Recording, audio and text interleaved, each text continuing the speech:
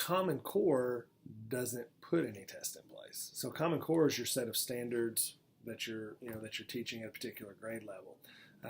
You're looking at more like federal and state regulations as to No Child Left Behind, Senate Bill 1, when you have to assess reading and math every year, and so it's not the set of standards that is creating the test. Now, where I think sometimes that gets confused is the test. If Kentucky adopts the Common Core, which we have, then your test is going to be aligned to Common Core. So the tests that we take are aligned to Common Core, but it's not the set of standards that's causing testing. Yeah, a lot of suburban moms are getting that confused, thinking that it's coming in and taking away everything. And I do think, we'll have people who will come into Eminence, and maybe it's because we have the independent attached to our name, and so sometimes people don't think we're a public school.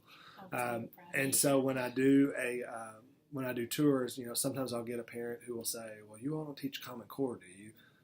We do, and so that's one of the things we have to dispel.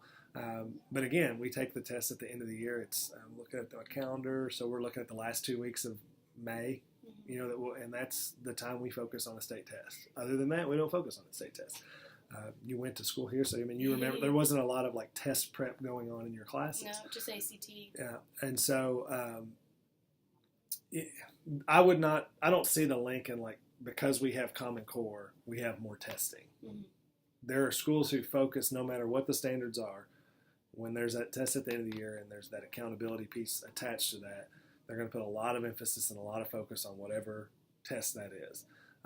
That, I think, is a separate problem than just what Common Core is. If you take Common Core away, you put a new set of standards, they're going to base the end of the year test on those standards, and people are going to make the same mistake, And so I don't think it's Common Core that's causing the testing problem.